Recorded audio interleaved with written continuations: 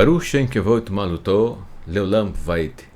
Bendito seja seu glorioso nome, seu reino é para todos sempre. Shalom Alekulam, Shalom para todos, todos que estão em Teshuvá, espalhados em todos os pontos do planeta Terra. Seja muito bem-vindo, meu querido irmão, minha querida irmã. Você está no canal Teshuvá Total. Meu nome é Raimson Correa, sou um dos professores que aqui tem a honra de compartilhar com você toda quarta-feira estudos de Maasei Hashlichim, Atos dos Emissários, leitura interpretada no seu contexto original, que é o contexto do século I, conforme ali naquela época viveram nossos irmãos em Teshuvá. Desde já quero agradecer a sua participação aqui conosco. Você que está aqui pela primeira vez, da mesma forma, seja muito bem-vindo, tá?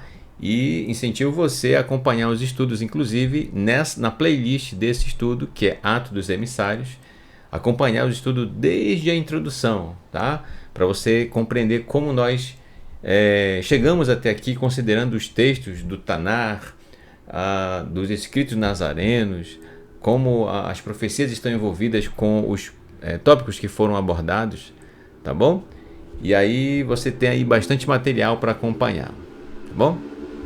Ok, vamos dar sequência, se o Eterno assim nos permitir, e Mitzvah Hashem, nós estaremos concluindo nesse estudo o capítulo de número 27.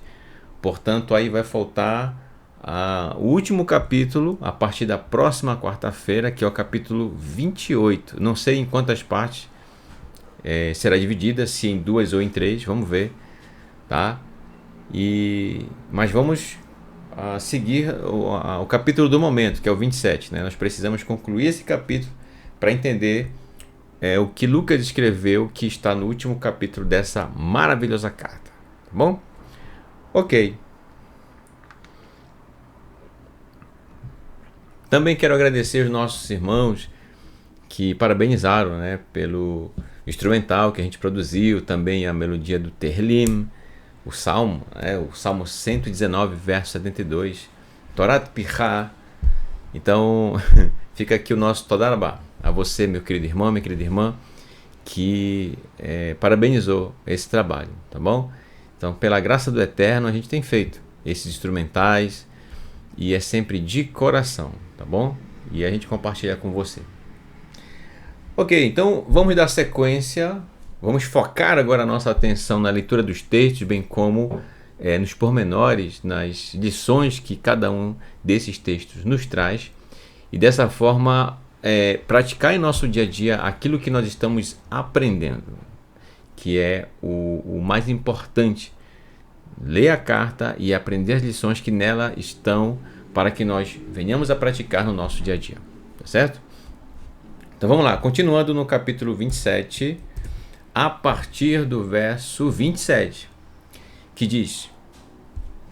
só para contextualizar, né? Só aqui, voltando aqui um pouquinho. Então o que acontece? Shaul, ele está sendo conduzido de barco, juntamente com outros prisioneiros, se dirigindo para a Itália. A gente vai ver mais adiante que eles vão aportar numa ilha chamada Malta. Mas isso é no capítulo 28, tá? Por enquanto não se fala aí nessa ilha. Por enquanto não. Então está sendo conduzido. O que acontece? Eles foram, digamos, surpreendidos por uma grande tempestade. Eles estavam sendo conduzidos por oficiais romanos, militares. E aqui eu penso é um dos pontos mais eletrizantes, né? Mais adrenalina do que eles passaram, o sufoco que foi nessa tempestade ao longo do mar Mediterrâneo. Então a gente vai ver isso em detalhes, o que aconteceu lá conforme Lucas registrou, tá bom? Verso 27. Uvelei hareba asar me'as hashlachnu ko vacho beyom adriah batzi halayla velev hamalachim amar lachem ki hania karva laibeshet aretz. E na noite do 14º dia, portanto 2 semanas já, olha só, enquanto éramos levados de um lado para o outro, no mar Adriático, por volta da meia-noite, os marinheiros, esses marinheiros, gente, nada mais são do que os próprios prisioneiros que remavam, tá? Pressentiram que se aproximavam da terra firme, tá? Então olha só, o que me surpreende aqui também é esse tempo de viagem deles. Diz aqui já era 14 dias, imagina, 2 semanas. Eu lembro que eu passei, eu acho que era uma semana, só não recordo se era de uma das cidades aqui do estado, aqui não, né? No estado do Pará, lá no estado do Pará, eu estou em Manaus, no Amazonas, na cidade de Manaus. Então lá no Pará, certa vez eu fiz uma viagem da cidade de Santarém para Belém. E foi maresia, meu amigo, é rio, tá? Não é mar, é rio. E ainda assim, devido às condições climáticas, realmente foi bem turbulento. E o barco balançou bastante. E eu lembro que foi uma semana foi 5 dias de viagem. 5 dias. Quando eu desci da embarcação em Belém, né, voltando para minha terra, aí eu lembro que parece que a minha mente ainda estava acompanhando o balanço do barco, né? E era um barco grande, mas parece que a gente... Imagina eles aqui, gente, 2 semanas. Eu passei 5 dias, já senti o efeito, parece que meu corpo já estava adaptado àquele balanço, né? Senti enjoo, inclusive. Eu não sou de sentir enjoo em navio, não é qualquer balanço que me deixa assim, não. Mas nessa ocasião, realmente, eu passei ruim, tá? Então, mas naquela época, gente, na época que a gente está lendo aqui, as viagens eram assim. Não havia o motor para acoplar na embarcação, para fazer ele ter uma velocidade maior. Dependiam do vento. Por isso tinham as velas para poder ajudar, né, na locomoção dessa embarcação. Então era bem nesse sentido, bem rudimentar, tá? Verso 28. E baixaram o prumo. Aí você vê aqui uma corda, certo? Na extremidade de uma das extremidades dessa corda havia uma espécie de peso, né? Algum objeto que pudesse afundar de fato.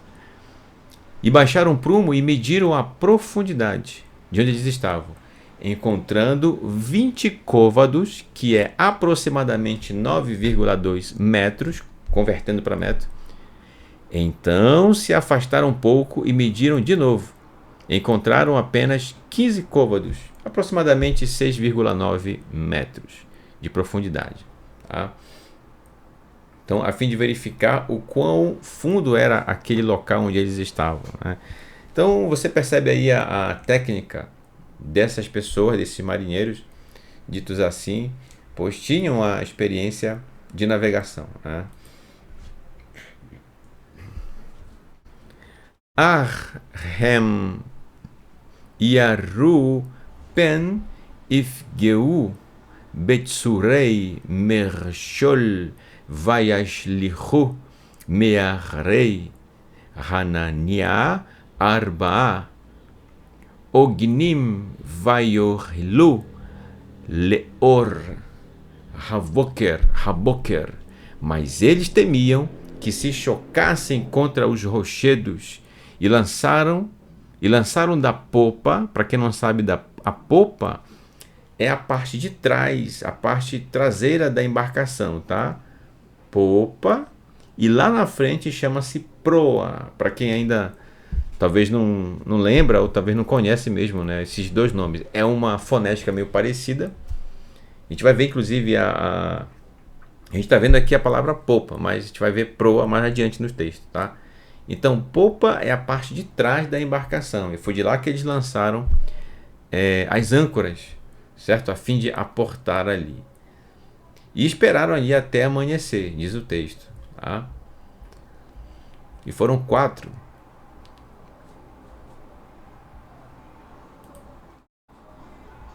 Ve'hamalachem yasmu livroach me'al ha'anya vaigehushu lechatir et ha'avra ulchorida beharima lemor kigan merosh ha'anya yordu et haognin. E os marinheiros planejaram fugir do navio e começaram a descer o barco salva-vidas, como você percebe aqui, né? Ele também era utilizado quando, por ocasião da embarcação ser grande demais, a fim de não deixar ela encalhar quando se aproximasse da margem. Então eles tinham ali por isso que utilizavam um prumo, para saber se a profundidade era equivalente para não permitir que a embarcação encalhasse ali, certo? Então dali até a margem utilizavam uma espécie de bote salva-vidas, uma embarcação bem menor, né, como que uma canoa. Os marinheiros planejaram fugir do navio e começaram a descer o barco salva-vidas, fingindo que estavam lançando as âncoras da proa. Então essa foi uma oportunidade que estes prisioneiros de Roma perceberam de fugir, né? Eles perceberam isso. E aí Shaul vai falar algo para o comandante da guarda do momento ali na embarcação que os conduzia. Muito interessante que ele vai dizer: Aval Polus Amar El Sar Hamaa Ve'el Anshei Hatzava Im Ele Lo Ivatru Banya Lo Turlu Lerinatzel. Mas Polus, Shaul, disse ao centurião e aos soldados. Olha o que ele falou. Tá aqui, Shaul, aqui no cantinho. Dando aí o bizu, né? Dando a dica aí para o centurião. Olha o que Shaul falou para ele. Se estes homens não ficarem no navio, vocês, guardas, não poderão ser salvos. Olha só. Então, ele fala isso, né, sobre ser salvo. Mas é interessante a gente observar algo aqui. Ó. Olha só o detalhe. Quando Shaul diz isso sobre ser salvo, ele não está falando, por favor, de ser salvo para a vida eterna. Não é disso que ele está falando para os soldados romanos, tá? Salvar no sentido de permanecerem vivos ao longo da viagem e até o seu destino, tá certo? Por que Shaul fala isso para eles? É muito aparente, né? Muito óbvio isso. Porque o que acontece? Quem remava eram justamente esses prisioneiros ao longo da viagem. Eram eles que remavam. Então, se essa força mecânica que vinha desses prisioneiros que estavam sendo conduzidos não estivesse mais com eles, quem é que ia remar esse navio? E ainda que não remasse, mas tinha que ter toda aquela questão do uso da vela. Quem é que ia preparar essa vela, conduzir, manobrar essa vela? E eles tinham experiência nisso, inclusive, os prisioneiros, aqueles prisioneiros, entendeu? Então, ser salvo nesse aspecto. Ou seja, se essas pessoas fugirem, todos nós aqui estaremos em maus lençóis, porque estaremos em pouco número para conduzir a embarcação, para remar ou para cuidar da vela, entendeu? Para manusear. Então, é disso que Shaul está falando com o centurião. Tá? Verso 32. Aiskarto anshei hatzava et meitrei havara vehi nafshla el hayam. Então os soldados cortaram as cordas da embarcação, no caso dos salva-vidas, e ela caiu no mar.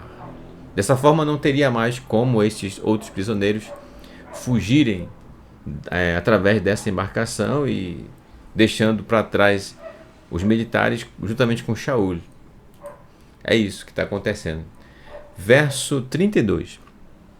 E antes do amanhecer, Paulus, Shaul, insistiu que comessem algo, dizendo-lhes: olha só, este é o 14º dia em que vocês estão sem comer, sem provar nada. Então, olha só o tempo, gente, que eles estão aí sem se alimentar.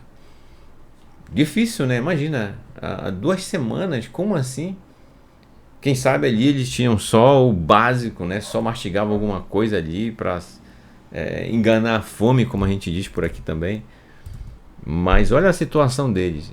Inclusive aqui a ilustração traz um desenho, né, deles assim realmente bem com a saúde. Dá para perceber que o autor desse desenho quis deixar eles com uma aparência bem decaída, né, bem complicada, comprometida.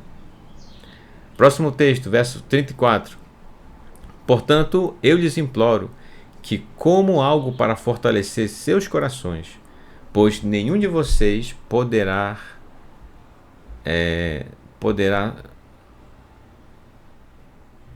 desculpem, pois nenhum de vocês perderá um só fio de cabelo da sua cabeça. Ou seja, ele está pedindo para eles se manterem firmes, vivos, alimentados, que eles estavam muito angustiados, esses prisioneiros que estavam acompanhando também Shaul, estavam angustiados porque, devido a essa forte tempestade que os alcançou, então eles achavam que não iriam sobreviver, né? O ânimo deles foi abaixo, né? Totalmente aterrorizados, sem esperança alguma de viver até o final da viagem. Então Shaul se incumbe de animá-los, certo? E trazer a autoestima deles à tona. E aqui vem uma das lições de Shaul para cada um de nós, que é a seguinte: no que depender de nós, meus queridos, assim como Shaul, que possamos levantar o ânimo das pessoas que estão caídas, que estão sem esperança, tá? Que possamos trazer uma palavra amiga para essas pessoas que precisam que a sua baixa estima possa dar lugar à autoestima, né? Verso 35. E depois de dizer essas palavras, tomou o pão, agradeceu a Elohim na presença de todos, partiu e começou a comer. Então, observa bem aqui, meu irmão, vou marcar aqui com um marca-texto. Quando Lucas diz que Shaul agradeceu ao Eterno por aquele alimento que eles iam degustar, lechem, pão, havia pão. Veja bem, o ato de agradecer não precisava Lucas descrever em detalhes a maneira como Shaul agradeceu ao Eterno. Porque, sabendo Lucas que Shaul era um judeu, então quem lesse aquela carta saberia qual a forma que Shaul agradeceu ao Eterno pelo alimento. Então existe uma tradição muito boa, por sinal, importante trazer isso, né? Que é sobre agradecer ao Eterno pelo alimento. Temos que ser gratos ao Eterno por tudo que Ele nos proporciona, tá, gente? Tudo. Agradeço ao Eterno pela vida que está em você, pela sua família, pelo ar que respira, por estar aqui acompanhando esse estudo, por ter o seu trabalho, tá? Sejamos gratos ao Eterno em tudo. Então, esse agradecimento de Shaul ao Eterno, obviamente, como a gente conhece, né? Como é que se faz? Baruch atah Adonai Eloheinu melech olam hamotzi lech min haaretz. Bendito sejas tu, Adonai, nosso Elohim, Rei da eternidade, que tiras o pão da terra, né? Então é isso que significa. Outras pessoas, por exemplo, né, no caso fora o Yehudi, então agradecem com palavras suas mesmo, certo? Vindas do coração. Então o povo Yehudi agradece dessa forma, no geral, né, gente? No geral. Então essa é a brachá, a bênção de agradecimento ao Eterno pelo alimento.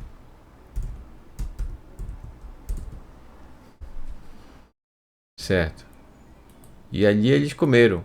E o ânimo de todos reviveu. Verso 36.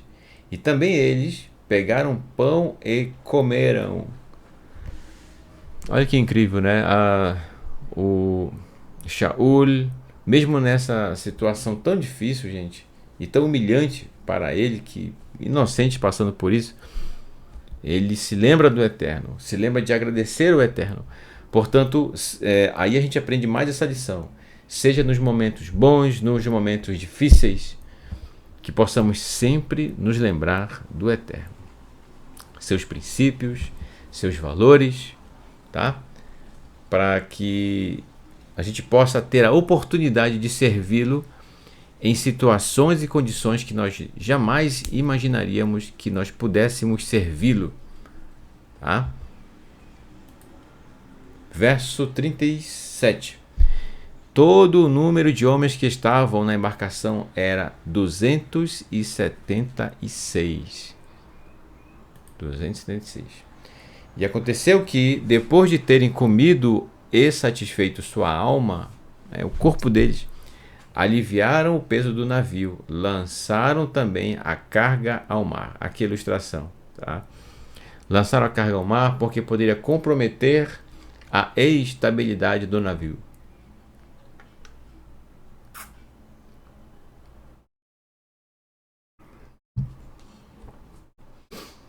E essa, inclusive, já não é a primeira vez que eles fazem isso, de jogar a carga ao mar. Já haviam feito isso. Então, a fim de preservar a vida deles, eles acabam tomando essa atitude, tá? De jogar a carga ao mar. Verso 39. Pela manhã, eles não reconheceram a terra, exceto por terem visto uma faixa de mar e uma costa ampla, e decidiram trazer o navio até lá, se conseguissem. Verso 40. E cortaram as cordas para deixá-las ao mar. Para deixá-los ao mar. Também soltaram os remadores do seu aprisionamento, estenderam a vela diante do vento para correr com o navio até a costa. Então olha só a técnica. Imagina se esses presos aqui tivessem fugido naquela hora. Então não haveria quem fizesse serviço das cortinas, porque não conheceriam, não teria como. Entendeu? Verso 41. E o navio foi lançado contra um banco de areia e encalhou. A proa, que é a parte da frente, ficou presa e imóvel, mas a polpa começou a se quebrar com a força das ondas. Então, a gente percebe o quão violento estavam aquelas ondas, e dessa forma a gente percebe a agonia deles em querer chegar logo à superfície. E os soldados disseram para matar os prisioneiros, para que não nadassem e escapassem. Então, por que os soldados já iam tomar essa atitude? Porque se um soldado romano ele não conseguisse manter um preso, então ele era desonrado, ele perdia a sua patente, perderia o seu status no mundo militar. Tá? Então, dessa forma, eles tiveram a ideia de matar os prisioneiros.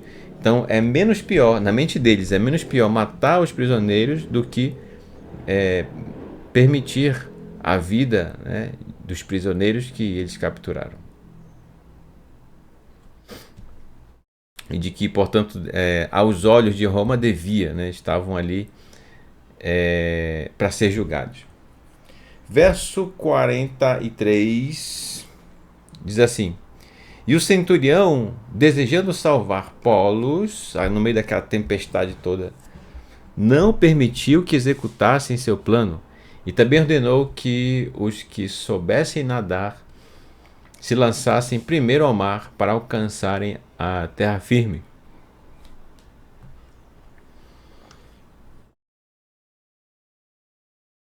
O único jeito.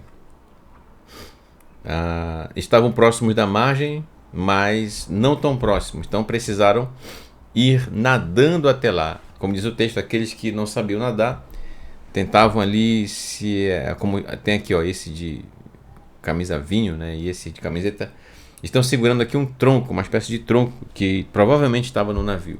Só uma ilustração, gente, tá?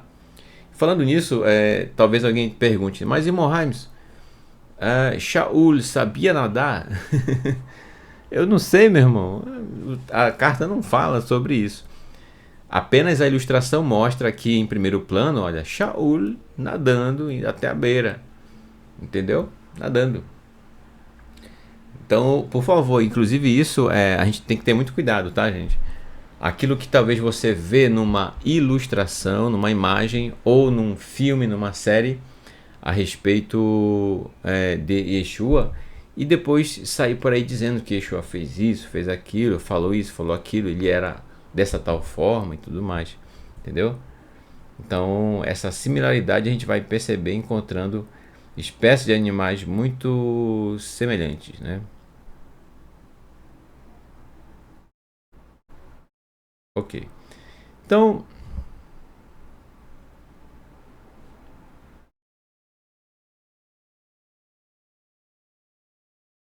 aqueles que sabiam nadar se encaminharam para a margem, né? E aqueles que não sabiam se agarrarem alguma coisa para chegar até lá. Você percebe aqui na ilustração uma parte meio quebrada aqui, né? Que é justamente para sinalizar esse momento de muita tensão entre eles. Diz aqui o verso 44: E os restantes se agarraram às tábuas e outros destroços do navio para salvar suas vidas. E assim foi. E todos chegaram a salvo à terra firme. Baruch Hashem, graças ao Eterno isso aconteceu, né? Então olha só, feito isso, a gente percebe aqui que chegando aqui, então vão fazer uma pequena parada para depois seguir para a ilha de Malta.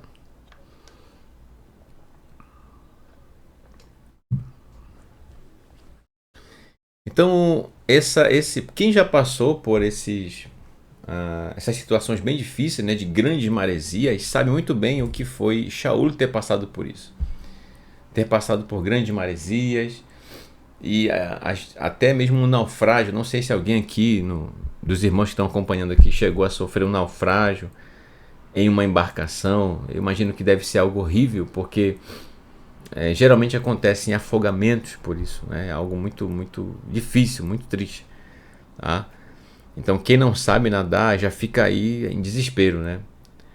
Então, gente, Baruch Hashem, graças ao Eterno, bendito seja o nome do Eterno pelo fato deles terem chegado a salvo, né, à margem. Então, quando a gente fala isso, gente, aconteceu no Mar Mediterrâneo, tá? No Mar Mediterrâneo. Sobre isso, aí eu apenas aqui um adendo, né, para a gente acrescentar um pouquinho. Eu trouxe aqui um slide especialmente para você, que é esse aqui, o Mapa Mundi, só para mostrar para você, ó, que o Mar Mediterrâneo, aqui o texto falando, né, onde fica exatamente o Mar Mediterrâneo, para ser mais explícito aqui, ó, é nessa região aqui, ó, aqui que fica o Mar Mediterrâneo. Então, por que ficou tão assim, né? O mar ficou tão bravio, né? Ficou essas ondas. O que acontece? Sobre o Mar Mediterrâneo, eu fiz uma breve pesquisa. Ele é um mar entre Europa, olha só, Europa, África e Ásia. Ele fica ali, tendo a abertura e comunicação direta com o Atlântico através do Estreito de Gibraltar e o Oriente Médio como limite oriental. Sua área é de aproximadamente 2,5 milhões de quilômetros quadrados, sendo o maior mar interior continental do mundo. Tá? Então o que acontece? Há alguns fatores que contribuem para que aqui você tem, né? Olha só, eles vão se dirigir para a ilha de Malta, que fica exatamente aqui. Portanto, eles atravessaram, gente, essa região aqui para poder chegar em Malta. A gente vai ver mais adiante. Eles vão ter que passar por essa. Vou passar aqui uma linha vermelha. Ó. Essa região aqui, no meio do mapa, é uma das partes mais complicadas e difíceis, tá? Porque está em alto mar. Você só consegue enxergar céu e água, né? Só isso. Complicado. Então, o que acontece? Sobre o mar Mediterrâneo, essas tempestades que alcançam lá essa região, existe uma série de fatores que podem contribuir. Dentre elas, fatores meteorológicos, oceanográficos e geográficos. Por exemplo, condicionantes meteorológicas que podem proporcionar uma tempestade como essa que chegou lá. Ventos fortes e mudanças súbitas na pressão atmosférica podem causar elevações súbitas no nível do mar, criando ondas grandes e maresias. O efeito de fenômenos como tempestades ou sistema de baixa pressão intensifica essas condições. Além disso, tem também a formação geográfica. O perfil costeiro do Mediterrâneo, com suas baías, estreitos e penínsulas, pode amplificar os efeitos de ondas e correntes, resultando em maresias mais intensas em certas áreas. Tá? Essa aqui é uma anotação minha que eu coloquei aqui no slide, a partir de uma pesquisa que eu fiz sobre a causa das tempestades no mar Mediterrâneo. Existem também as correntes oceânicas. Olha só, o Mediterrâneo possui correntes que podem interagir com os ventos locais, influenciando a altura das ondas e a movimentação das águas. E tem também as condições da maré. Embora as marés no Mediterrâneo não sejam tão extremas quanto em alguns oceanos, a interação entre maré e ventos pode causar flutuações significativas no nível do mar. Esses fatores, em conjunto, podem levar a maresias significativas, especialmente em períodos de condições climáticas extremas. Então, pode ser que essas condições, esses fatores, essas variáveis, tenham ocorrido por ocasião dessa viagem com Shaul. E o porquê dessa agonia toda que eles passaram, né?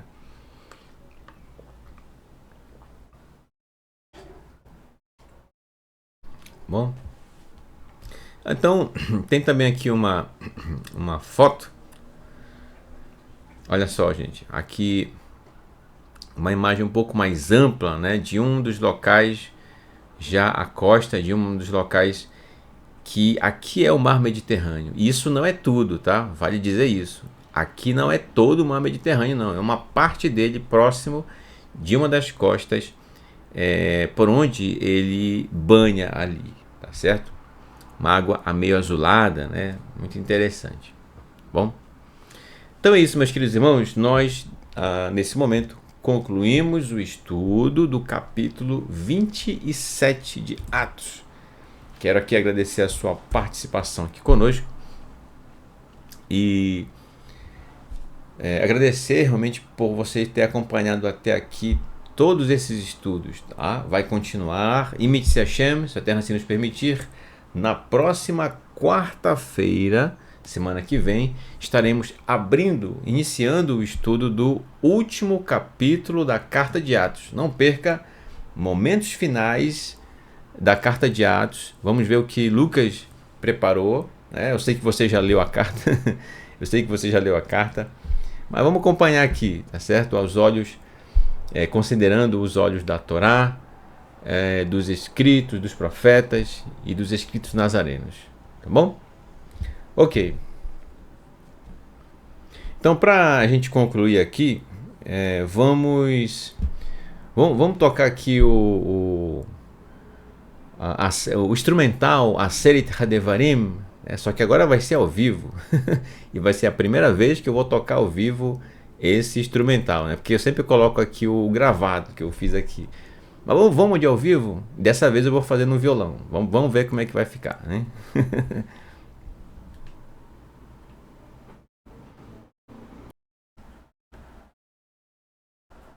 Vamos lá então.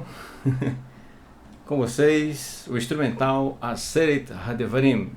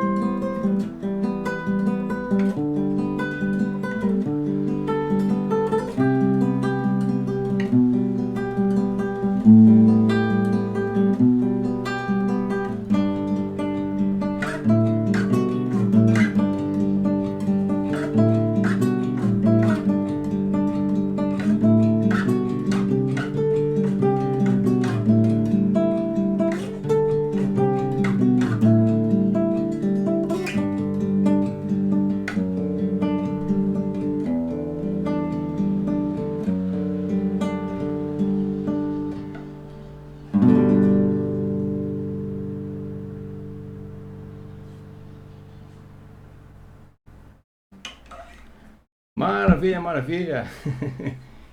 Que bom.